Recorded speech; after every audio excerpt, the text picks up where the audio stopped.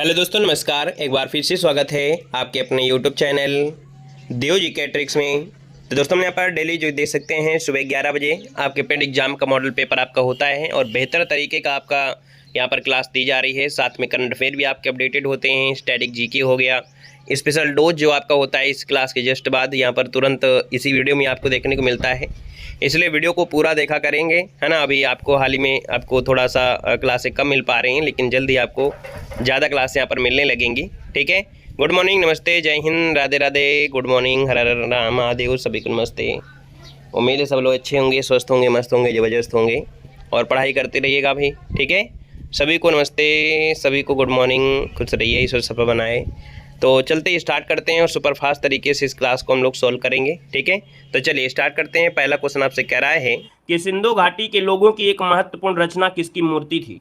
दोस्तों यहाँ पर 1 नंबर की अगर बात करते हैं तो दोस्तों याद रखिएगा कि सिंधु घाटी में लोगों की एक सबसे मूर्ति आपकी कौन थी, नृत्य करती हुई जो आपकी नर्तकी थी।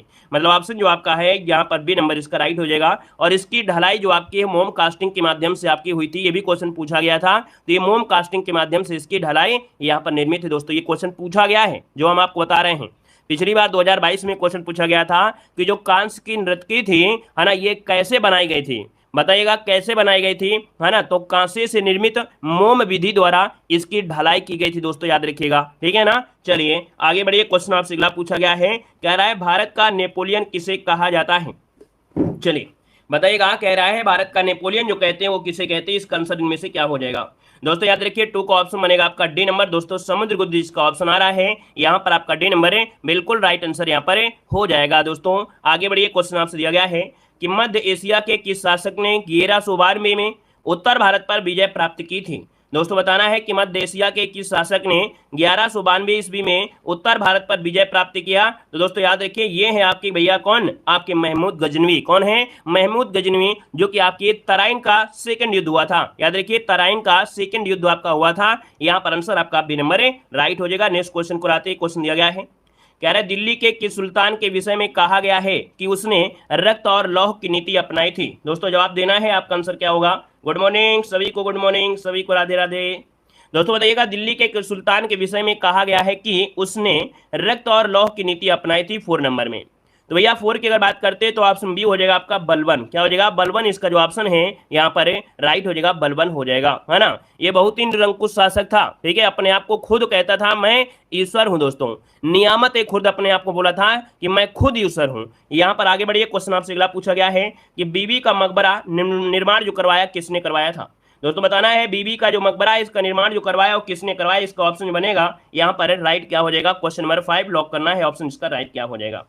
चलिए एक बार सभी लोग भैया वीडियो को लाइक शेयर कर दीजिएगा, है ना। जितने लोग यहाँ पर जुड़ गए हैं, है ना, काफी लोग तो भूल गए हैं। एक बार जितने लोग यहाँ पर हैं कमेंट बॉक्स छोड़कर एक बार सभी लोग वीडियो को लाइक कर दीजिएगा, ठीक है ना। और अपने दोस्तों दुश्मनों को भी शेयर कर दीजिएगा, ठीक है ना, रिश्तेदारों को भी शेयर कर दीजिए भाई, है ना। सभी लोग बार वीडियो को लाइक कर दीजिएगा और जय हिंद लिख दीजिए और इसके बाद इसका जवाब भी दीजिएगा। क्वेश्चन नंबर 5 दोस्तों, बीबी का मकबरा ये महाराष्ट्र के औरंगाबाद जिले में है, जो कि ऑप्शन बनेगा यहाँ पर। दोस्तों कौन सा है, यहाँ पर देखिए 5 नंबर का ऑप्शन डी हो जाएगा। ये अजान शाह, किसने निर्माण कराया था, यहाँ पर अजान शाह होगा, क्या होगा बताइए। बीबी के मकबरे का निर्माण मुगल बादशाह आजम शाह द्वारा, है ना, आजम शाह द्वारा अपनी पत्नी दिलशाद बानो बेगम की याद में करवाया गया था। तो दोस्तों यहाँ पर आंसर आपका हो जाएगा अजनाल शाह, या इसे हम लोग बोल सकते हैं आजम शाह कह सकते हैं, ठीक है ना। चलिए यहाँ पर आगे बढ़िए। क्वेश्चन आपसे अगला पूछा गया है, औरंगाबाद में होगा। औरंगाबाद तो बोले हैं भैया कि इसका निर्माण जो था महाराष्ट्र के औरंगाबाद में, ठीक है, महाराष्ट्र के औरंगाबाद में। आगे बढ़िए। क्वेश्चन आपसे दिया गया है कि बंग भंग विरोधी आंदोलन कब प्रारंभ हुआ था। दोस्तों बताइएगा आपका आंसर में से क्या हो जाएगा कि बंग भंग विरोधी आंदोलन कब प्रारंभ हुआ था। तो दोस्तों ये आपका हुआ, स्टार्टिंग हुआ था 16 अक्टूबर 1905। 16 अक्टूबर 1905 को इसकी शुरुआत हुई थी। दोस्तों याद रखिएगा। अगले क्वेश्चन को करवाते हैं। क्वेश्चन आपसे दिया गया है निम्न में से कौन सा सही नहीं है, कौन सा सही नहीं है, क्वेश्चन नंबर 7 में। और 7 की अगर बात करते हैं तो दोस्तों देखो दिया गया है कि अलीगढ़ आंदोलन सैयद अहमद खां है, देवबंद आंदोलन मोहम्मद कासिम ननौतीवी हो, अहमदिया आंदोलन दिया है महमूद उल हसन। दोस्तों ये गलत दिया गया है, ये गलत दिया गया है, क्योंकि दोस्तों अहमदिया आंदोलन का संबंध है मिर्जा गुलाम अहमद से। किससे, तो मिर्जा गुलाम अहमद से आपके संबंधित है युद्ध। तो ऑप्शन सी आपका गलत है। आगे बढ़िए। क्वेश्चन आपसे दिया गया है, कह रहा है आपसे देखिए कि पूर्ण स्वराज संकल्प को भारतीय राष्ट्रीय कांग्रेस के लाहौर अधिवेशन में किसने प्रस्तुत किया। यहाँ पर दोस्तों आपका आंसर इनमें से राइट क्या हो जाएगा, क्वेश्चन नंबर 8 इनमें से लॉक किया जाए। कह रहा है लाहौर अधिवेशन जो कि 1929 में हुआ था, अध्यक्षता आपकी किया था JL नेहरू ने, किसने, जवाहरलाल नेहरू ने, और नेहरू जी ने ही पूर्ण स्वराज्य का प्रस्ताव संकल्प पारित किया था। 8 का ऑप्शन बनेगा बी नंबर है, यहाँ पर JL नेहरू ऑप्शन बी हो जाएगा। आगे बढ़िए, क्वेश्चन आपसे दिया गया है कि मुजफ्फरपुर में किंग्सफोर्ड की हत्या का प्रयास कब किया गया था। 9 को ऑप्शन देना है, 9 को ऑप्शन में से क्या हो जाएगा, तो दोस्तों याद रखिएगा आपका जवाब हो जाएगा नंबर 1908। क्या याद रखिएगा, 1908 में मुजफ्फरपुर में किंग्सफोर्ड हत्या का प्रयास किया गया था। इसका जो ऑप्शन बनेगा 9 नंबर में, वो ऑप्शन क्या हो जाएगा, ए नंबर इसका राइट हो जाएगा। दोस्तों याद रखिएगा, ठीक है ना। यहाँ पर आगे बढ़िए, क्वेश्चन आपसे अगला पूछा गया है, कह रहे चौरी चौरा कांड का वास्तविक तिथि इनमें से क्या है। दोस्तों बताना है कि जो चौरी चौरा कांड था इसकी वास्तविक तिथि पूछा है। चौरी चौरा कांड ये कहाँ घटित हुई थी, तो आपके उत्तर प्रदेश में घटित आपकी हुई थी, है ना। और यहाँ पर दोस्तों देखा जाए तो यहाँ पर चौकी में, है ना, पूरे पुलिस वालों को पूरी तरीके से जला दिया था। तो यहाँ पर देखा जाए तो आपकी ये जो घटना घटित हुई थी, यहाँ पर आंसर क्या हो जाएगा, ये 5 फरवरी यहाँ पर 1922 हो जाएगा। अब कहीं कहीं आपको 4 फरवरी मिल जाता है, जो कि वास्तविकता यही है, ठीक है। यहाँ पर आगे बढ़िए, क्वेश्चन दिया गया है कि दक्षिण पश्चिम मानसून निम्नलिखित में से किस राज्य में सर्वप्रथम आगमन होता है। दोस्तों दक्षिण फिर पश्चिम है, मतलब यही जो आपका मानसून है, आपके भारत में लगभग 92% मानसून जो आता है वो इसी से आता है। ये है आपका दक्षिण, ये है पश्चिम, ये आपका हो गया अरब सागर, और अरब सागर से मानसून आता है। भारत में 92% लगभग आपको यही बारिश होती है ना। तो ऑप्शन जिसका आएगा यहाँ पर दोस्तों आपका आंसर 11 नंबर में, वो ऑप्शन डी हो जाएगा। दोस्तों केरल से आता है, केरल ऑप्शन आपका डी बनेगा। अगला क्वेश्चन दिया गया है कि भारत में सबसे कम वर्षा वाला स्थान कौन सा है। भारत में सबसे कम वर्षा वाला जो स्थान है इनमें से कौन हो जाएगा, तो दोस्तों ये है आपका लेह। कौन है, लेह, जिसका ऑप्शन आ रहा है बिल्कुल राइट हो जाएगा। यहाँ पर देखा जाए देश में सबसे कम बारिश होती है ना, देश भर में सबसे कम आपको यहीं पर मिलेगी दोस्तों 9.20, कितना 9.20 आपको मिलेगा। वहीं पर राजस्थान का जो जैसलमेर है, राजस्थान में सबसे कम देखा जाए, अगर राजस्थान में सबसे कम कहां पर बारिश होती है, तो 10 सेंटीमीटर बारिश होती है आपकी जैसलमेर में होती है। सबसे ज्यादा बारिश कहां होती है, तो सबसे ज्यादा होती है मासिनराम मेघालय में होती है, ठीक है ना। आगे बढ़िए, क्वेश्चन आपसे दिया गया है, कह रहा है भारत में किस राज्य में जाड़े के मौसम में वर्षा होती है। तो वही जाड़े के मौसम में, जो जाड़े का मौसम होता है, यहाँ पर दोस्तों 13 नंबर में ऑप्शन दोस्तों बी हो जाएगा आपका तमिलनाडु। क्या हो जाएगा, तमिलनाडु इसका आंसर है, राइट हो जाएगा। दोस्तों याद रखिएगा। यहाँ पर आगे बढ़िए, क्वेश्चन दिया गया है कि भारत को कितने भूकंपीय जोखिम अंचलों में विभाजित किया गया है। दोस्तों यहाँ पर देखिए ऑप्शन क्या हो जाएगा, तो आप कहेंगे देखा जाए भारत को, है ना, भारत को जो रखा गया है यहाँ पर ऑप्शन सी 4 भूकंप जोन में रखा गया है। यहाँ पर आपका कह सकते हैं जो 4 जोन होते हैं, 4 जोन में देखा जाए तो जो 4 है, 5 है, 3 है, 2 है, लगभग इतना स्पीड का आता है। इससे ज़्यादा आपको उत्तर प्रदेश में देखने को नहीं होता है, मतलब ज़्यादा से ज़्यादा। तो हम लोग सिर्फ 4 यहाँ पर रखते हैं। यहाँ पर आंसर आपका सी बनेगा। अगला क्वेश्चन दिया गया है, कह रहा है रेगुर कौन सी मिट्टी होती है। रेगुर मिट्टी कौन सी होती है, अब आप कहेंगे सर रेगुर मिट्टी, रेगुर मिट्टी होती है काली मिट्टी, और काली मिट्टी जो होती है इसे कपासी मिट्टी भी कहते हैं, और कपासी मिट्टी जो होती है कपास के लिए बहुत उत्तम होती है। तो ऑप्शन बनेगा यहाँ पर सी नंबर है, राइट हो जाएगा। और ये जो आपकी पाई जाती है काली मिट्टी, वो आपकी महाराष्ट्र, पश्चिम, है ना, पश्चिमी मध्य प्रदेश, गुजरात, ये जगह आपकी मिलती है। ऑप्शन सी बनेगा। नेक्स्ट क्वेश्चन दिया गया है, कह रहे हैं आत्मनिर्भर भारत रोजगार योजना का आरंभ किसके द्वारा किया गया था।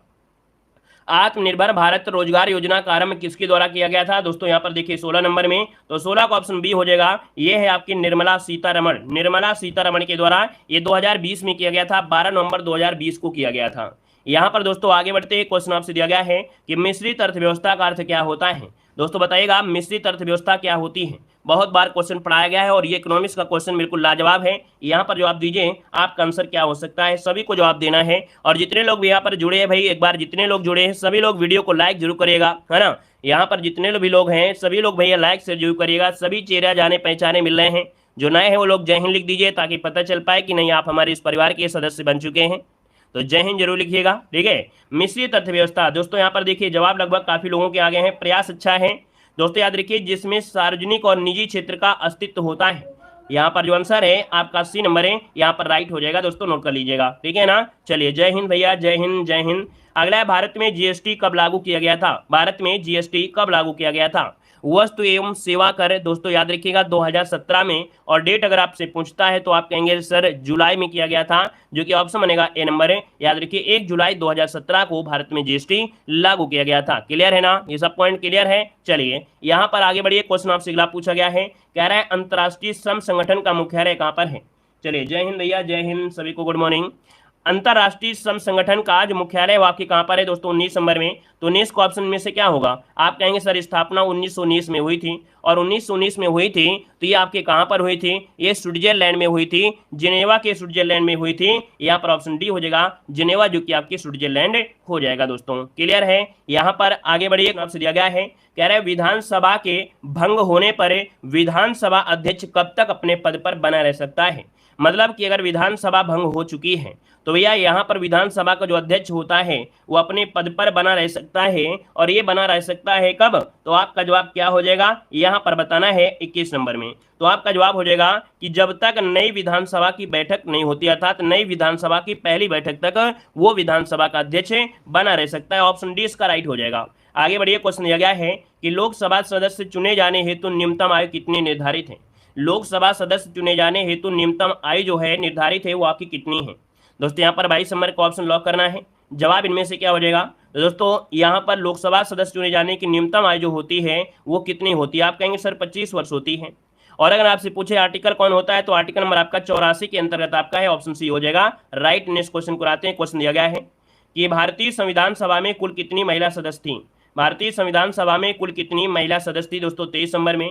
और 23 का जो ऑप्शन बनेगा यहाँ पर दोस्तों याद रखिएगा, जिसका भी ऑप्शन आ रहा है क्या, यहाँ पर ये नंबर आपका 15, क्या 15 जितनी भी महिलाएं आपकी थी 15 आपका यहाँ पर आंसर है राइट हो जाएगा। नेक्स्ट क्वेश्चन को आते हैं। क्वेश्चन दिया गया है कि भारत के प्रधानमंत्री की किसके प्रति जवाबदेही है।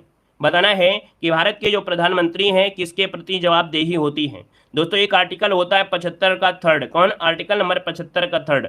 इसके अंतर्गत जो मंत्रिपरिषद होती है ये सामूहिक रूप से लोकसभा के प्रति उत्तरदायी होती है।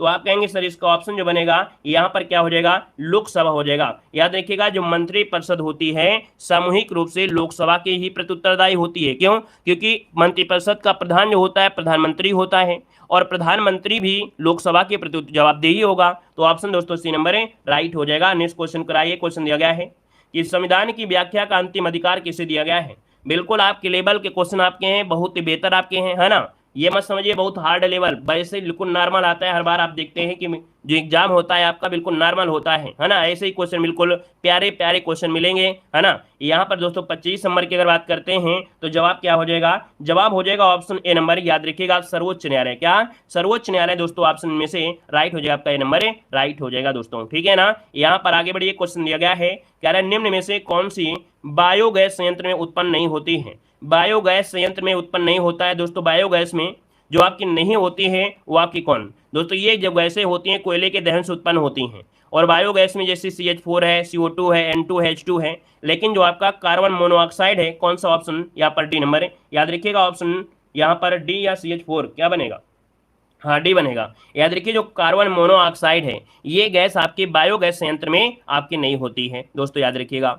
बायोगैस तो आप जानते हैं जो गोबर ओबर होता है उससे निकालते हैं, तो उसमें जलने वाला तो कोई प्रक्रिया होगी नहीं कि नहीं निकले तो कार्बन मोनोऑक्साइड नहीं। ऑप्शन आपका डी हो जाएगा। अगला क्वेश्चन यहाँ पर दिया गया है कि प्रतिरोध की SI यूनिट क्या होती है। प्रतिरोध की SI क्या क्या है, तो आप कहेंगे सर 27 नंबर का ऑप्शन बनेगा। यहाँ पर ओम होता है, ओम जो कि ऑप्शन है आपका सी नंबर है राइट हो जाएगा। क्लियर है। न्यूटन बल का होता है, कूलाम आवेश का होता है, और जूल होता है कार्य का। आगे बढ़िए, क्वेश्चन दिया गया है, कह रहे इंसुलिन का उत्पादन किया जाता है। इंसुलिन का उत्पादन किया जाता है दोस्तों किसके द्वारा, तो इंसुलिन का उत्पादन होता है अग्न्याशय स्थित जो आपकी लैंगरहंस की द्वीपकाएं होती हैं दोस्तों। यहाँ पर 28 नंबर की अगर बात करते हैं तो ऑप्शन दोस्तों ये हो जाएगा, ये है आइलेट्स और लैंगरहंस द्वारा ये उत्पन्न किए जाते हैं, ऑप्शन ए बनेगा। नेक्स्ट क्वेश्चन को आते हैं। क्वेश्चन दिया गया है कि लव हार्मोन्स किसे कहते हैं। चलिए भैया बताना है कि प्यार वाला हार्मोन्स जो होता है कौन होता है, बताइएगा कि लव हार्मोन्स या प्यार हार्मोन्स कौन होता है।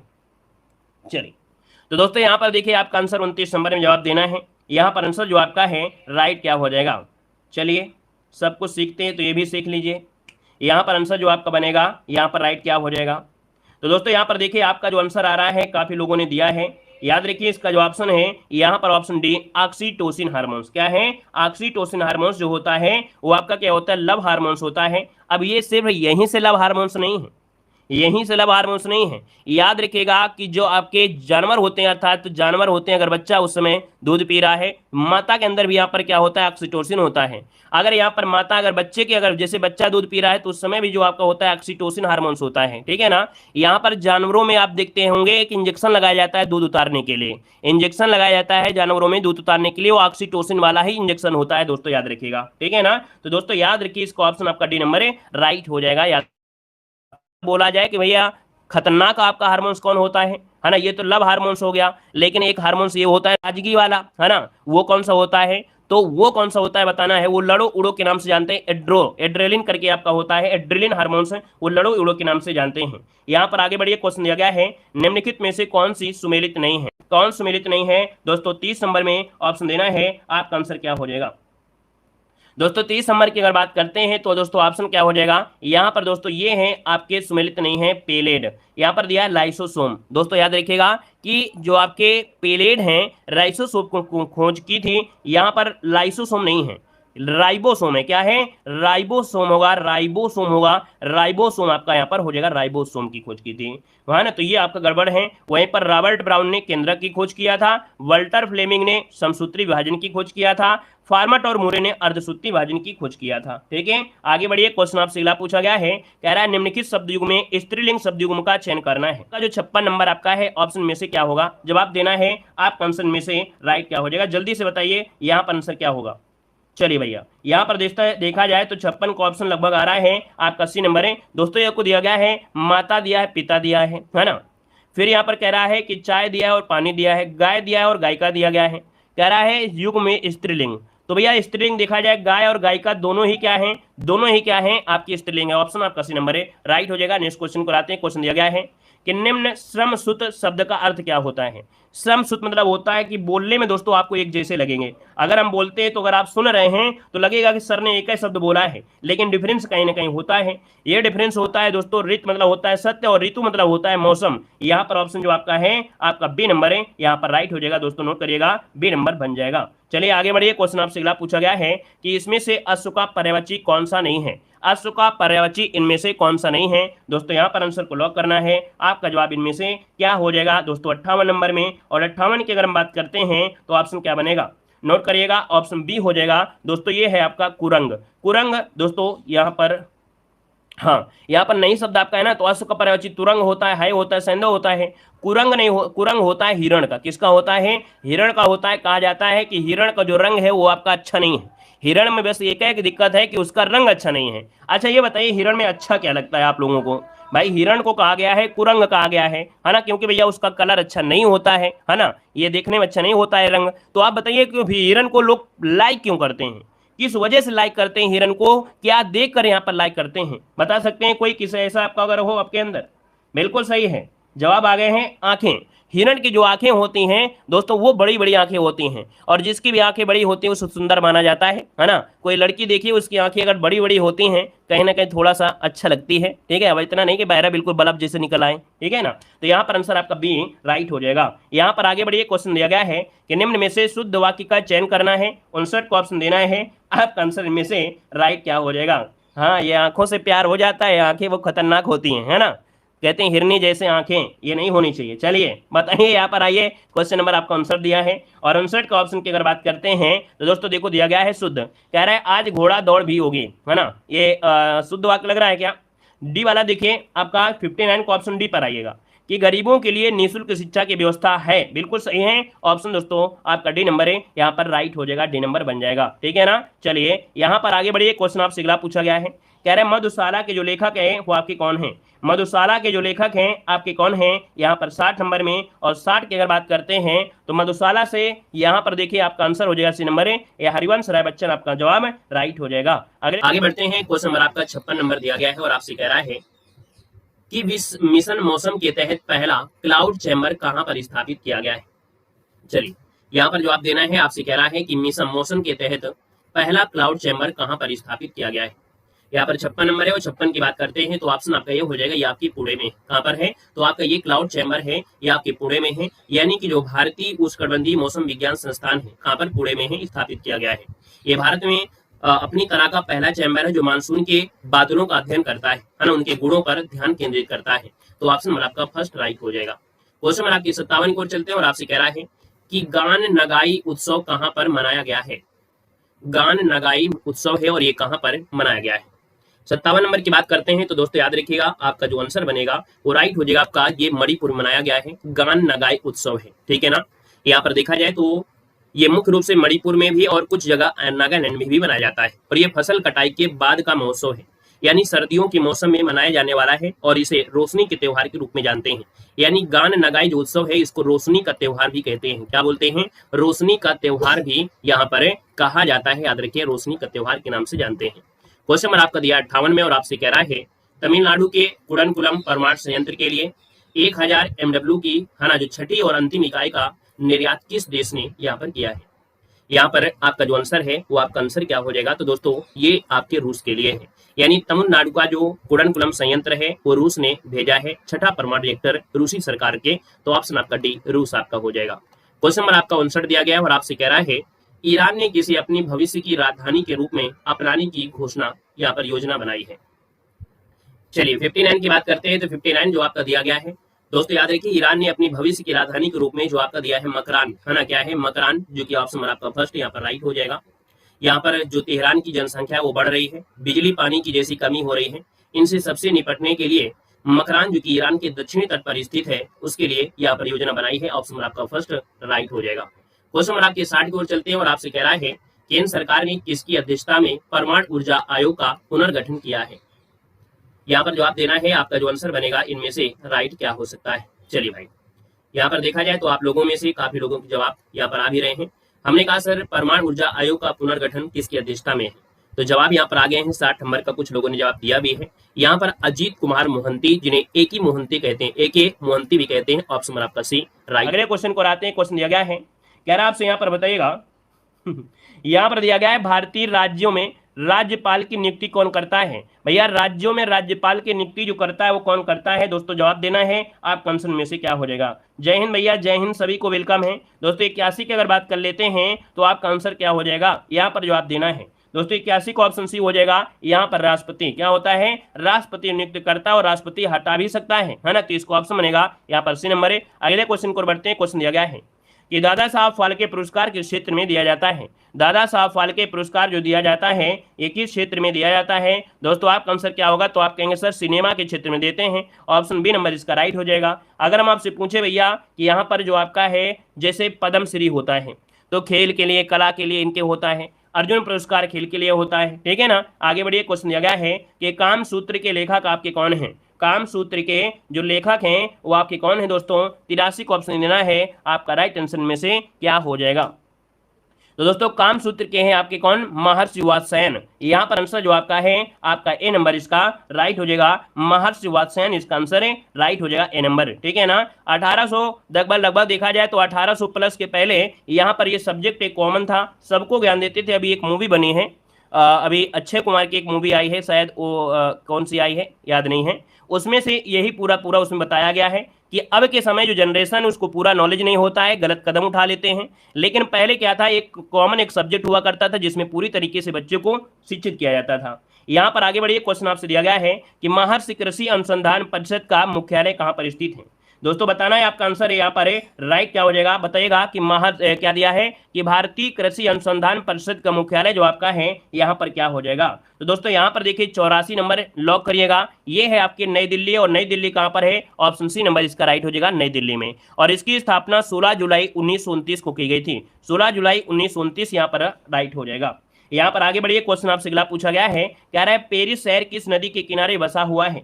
दोस्तों बताइएगा कि पेरिस शहर किस नदी के किनारे बसा हुआ है। पेरिस की अगर बात करते हैं तो दोस्तों पेरिस ये सीन नदी के किनारे है। सीन कहां पर है, ऑप्शन ए दिया गया है। इसकी लंबाई 775 किलोमीटर आपकी है।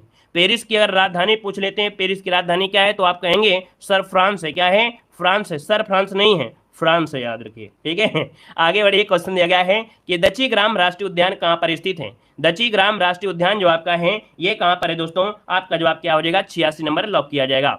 दची ग्राम अगर पूछे तो आप कहेंगे सर दची ग्राम जो आपका है जम्मू कश्मीर में है ना। यहाँ पर जो आपके वो हिरण होते हैं ना, कस्तूरी हिरण आपको पाए जाते हैं, यहाँ पर जम्मू कश्मीर हो जाएगा। अगर आप पूछे तमिलनाडु में कोई बता दीजिए, तो तमिलनाडु में जैसे इंदिरा गांधी उद्यान हो गया, है ना। यहाँ पर दोस्तों पश्चिम बंगाल में कौन सा है, तो सुंदरवन राष्ट्रीय उद्यान हो जाएगा। आंध्र प्रदेश में दोस्तों याद रखिए राजीव गांधी राष्ट्रीय उद्यान हो जाएगा, ठीक है ना। यहाँ पर आगे बढ़िए, क्वेश्चन आपसे दिया गया है, कह रहे सबसे लंबा रेलवे प्लेटफार्म कौन सा है। सबसे लंबा रेलवे प्लेटफार्म पूछा गया है, तो दोस्तों ये आपका कौन है, जवाब देना है। यहाँ पर कोई ऑप्शन है कि नहीं है, कोई तो ऑप्शन नहीं दिख रहा है, तो अपडेट करिए भी जल्दी से, बताइएगा कि भारत का या विश्व का सबसे लंबा रेलवे प्लेटफार्म कौन सा है। पहले तो भैया गोरखपुर था लेकिन अब नहीं है, पहले गोरखपुर था लेकिन अब नहीं है, अब कर्नाटक में हुबली है। कर्नाटक का जो आपका हुबली है, कर्नाटक का जो आपका हुबली है वो 2023 में आपका अपडेट हो गया है। ये सबसे बड़ा क्या हो गया है, आपका प्लेटफार्म हो गया है, ये याद रखिएगा, है ना। तो इस चीज को अपडेट आपको कर लेना है, क्लियर है अभी। चलिए, सिद्धू राजा जो आपका है, आगे बढ़िए, क्वेश्चन दिया गया है कि विश्व में प्रथम महिला राष्ट्रपति किस देश में बनी थी। दोस्तों बताइएगा कि विश्व में प्रथम महिला राष्ट्रपति जो आपकी है किस देश में बनी। यहाँ पर जवाब देना है, आपका आंसर क्या हो जाएगा, जवाब देना है। हम आपको सब कुछ अपडेट करते हुए चलाएंगे, है ना, याद रखिएगा, सब कुछ आपको अपडेट आपको मिलेगा। यहाँ पर ऐसा नहीं है कि हम आपको कोई जो मॉडल पेपर मार्केट में आए वही उठा के पढ़ा दें। मार्केट की मॉडल पेपर अपडेट नहीं है, हमने आपको बता दिया है। मार्केट की मॉडल पेपर अपडेट नहीं मिलेंगे, करंट अफेयर तो आपको मिलेगी ही नहीं मिलेगी, है ना। तो यहाँ पर अगर क्लास में जुड़े हैं तो आपको हर चीज अपडेट मिलेगा। दोस्तों यहाँ पर देखिए, विश्व में प्रथम महिला राष्ट्रपति पूछा गया है, जवाब देना है। चलिए दोस्तों, 88 नंबर जवाब देना है, आंसर क्या हो जाएगा, तो जवाब लगभग देखिए बिल्कुल सही है। यहाँ पर जो आपका आंसर है 88 नंबर में जवाब आ गया है, लॉक करते हैं। आपका जवाब हो जाएगा, ये अर्जेंटीना की थी, क्या अर्जेंटीना की थी, इसका ऑप्शन बी बनेगा, अर्जेंटीना की थी दोस्तों, याद रखिएगा, ठीक है ना। नाम था एस्टेला इसाबेल, क्या नाम था, इसाबेल, याद रखिए इसाबेल, ये इनका नाम था दोस्तों, याद रखिएगा। ये आपकी महिला राष्ट्रपति पूछा गया है, आप लोग प्रधानमंत्री मत लगा दीजिएगा, क्योंकि आपके दिमाग में भंडार नायके घूम रहा होगा। भंडार नायके नहीं है वो, भंडार नायके जो आपके हैं वो प्रधानमंत्री, ये राष्ट्रपति की बात हो रही है, हमने एक बार और कई बार पढ़ाया है। यहाँ पर देखिए अगला पॉइंट आपसे कह रहा है किस फार्मेंस का, क्या दिया है, किस फार्नेस का उपयोग नगर पालिका कूड़ेदान कचरे को जलाने में करते हैं। अर्थात नगर पालिका का जो कूड़ा कचरा निकलता है तो उसको जलाने में कार्य करते हैं। यहाँ पर 89 नंबर में दोस्तों आपका राइट आंसर क्या हो जाएगा, चलिए यहाँ पर जवाब देना है। दोस्तों यहाँ पर देखिए आपका जो आंसर है इनमें से राइट क्या हो जाएगा, फटाफट जवाब दीजिएगा। 89 का ऑप्शन क्या हो जाएगा, आप कहेंगे सर 89 की अगर बात कर लेते हैं तो ऑप्शन सी हो जाएगा, ये होता है इंसिनरेटर। क्या होता है, इंसिनरेटर होता है दोस्तों, याद रखिएगा। यहाँ पर जो आपका होता है ब्लास्ट फर्नेस, ब्लास्ट फर्नेस क्या होता है, जैसे लोहे की धातुएं होती है ना, उसको पिघलाने के लिए ब्लास्ट फर्नेस करते हैं। यहाँ पर दोस्तों आर्क फर्नेस क्या होता है कि उद्योगों में लोहा और अन्य धातुओं को पिघलाने में किया जाता है। ऑटोक्लेव जो होता है, ऑटोक्लेव ये चिकित्सा, सूक्ष्म जीव, है ना, विज्ञान आदि में उपयोग किया जाता है। आगे बढ़िए, क्वेश्चन दिया गया है कि भारत की सबसे ऊंची मीनार कौन सी है। भारत की सबसे ऊंची मीनार कौन सी है, यहाँ पर जवाब देना है। और आज हम आपको 4 मीनारों से, क्या 4 मीनारों से, 4 मीनार मतलब ये तो 4 हैं, चारों ऑप्शन की मीनार जो है, चारों मीनार आपको मिलेंगे। ये 4 मीनार कहां पर हैं, यहां पर देखते हैं। तो चलिए बताइएगा आंसर क्या होगा। तो ये है दिल्ली की जो आपकी कौन है, कुतुब मीनार है, इसका आंसर आपका बी हो जाएगा। अगर आपसे पूछे 4 मीनार कहां पर है, तो ये आपके कहां पर है, हैदराबाद में है। कहां पर है, हैदराबाद में है, हैदराबाद हो जाएगा। अगर आपसे बोले शहीद मीनार कहां पर है, तो शहीद मीनार आपके कोलकाता में है। कहां पर है, कोलकाता में है। अगर पूछे 4 मीनार कहां पर है, तो आपके कहां पर है, 4 मीनार है, चांद होना चाहिए यहाँ पर क्या होना चाहिए, चांद मीनार होना चाहिए, क्योंकि 4 मीनार तो ऊपर हो गया है, इसे चांद मीनार कर लीजिए, चांद मीनार। और चांद मीनार आपकी कहां पर है, दौलताबाद में। कहां पर है, आपके दौलताबाद में है, दौलताबाद में है चांद मीनार। ये 4 आपकी मीनार आपकी हो गई। आगे बढ़िए, आगे आते हैं, जो कि कुछ हमने महत्वपूर्ण पॉइंट जो कि हमारे डेली क्लास में कुछ ना कुछ आपको मिलेगा सीखने को। यहाँ पर दिया गया है प्रमुख देशों के राष्ट्रीय चिन्ह। दोस्तों यहाँ पर दिया गया है क्या, भारत की अगर बात करते हैं तो भारत का राष्ट्रीय चिन्ह क्या है, तो आपका अशोक स्तंभ है। क्या है, अशोक स्तंभ है। यहाँ पर दोस्तों अगला देखो दिया गया है कि तुर्की का क्या है, तो तुर्की का क्या है, तो आपका चांद तारा है। कहाँ का, तुर्की का कहाँ है, चांद तारा है। अगला है डेनमार्क का, तो दोस्तों डेनमार्क की अगर बात करते हैं तो ये आपका समुद्री तट, क्या समुद्री तट जो आपका है कहाँ का है, डेनमार्क का है। नॉर्वे का क्या है, तो शेर है, नॉर्वे का शेर है। बांग्लादेश का वाटर लिली। पड़ोसी देशों को तो रट लीजिएगा क्योंकि पड़ोसी देश तो आना ही आना है, ठीक है ना, क्योंकि आपके सिलेबस में दिया है पड़ोसी देश, साथ में दिया है विभिन्न विभिन्न देशों के राष्ट्रीय चिन्ह, विभिन्न देशों के, इसका मतलब हर चीज पढ़ना पड़ेगा। यहाँ पर देखो अगला आपसे दिया गया है फ्रांस, और फ्रांस में कौन सा है, तो व्हाइट लिली है, यहाँ पर आपका लिली हो जाएगा। नीदरलैंड की बात करते हैं, नीदरलैंड में कौन है, तो शेर हो जाएगा, क्या यहाँ पर शेर हो जाएगा। अगला है ईरान का, तो दोस्तों ईरान का क्या हो जाएगा, तो ईरान का यहाँ पर चिन्ह है गुलाब का फूल, क्या है, गुलाब का फूल है। अगला है यूके का, तो यूके का चिन्ह क्या है, तो गुलाब का फूल यहाँ का भी है। स्पेन का अगर पूछे तो ईगल, यहाँ का जो चिन्ह है क्या है, राष्ट्रीय चिन्ह, तो आपका स्पेन का है ईगल है। अगला है यूएसए, क्या दिया है, यूएसए, तो दोस्तों यूएसए का आपका राष्ट्रीय चिन्ह क्या है, गोल्डन रॉड, क्या है, गोल्डन रॉड हो जाएगा। अगला है जापान का, तो दोस्तों जापान का जो आपका चिन्ह है, राष्ट्रीय चिन्ह गुलदाउदी, क्या है, गुलदाउदी है यहाँ का राष्ट्रीय चिन्ह। अगला दिया गया है इटली का, तो इटली का हो जाएगा व्हाइट लिली अर्थात सफेद लिली, ये इटली का है, वेरी वेरी एमपी है। अगला कनाडा का पूछा है तो कनाडा का हो जाता है मैपल लीफ, क्या मैपल लीफ हो जाएगा।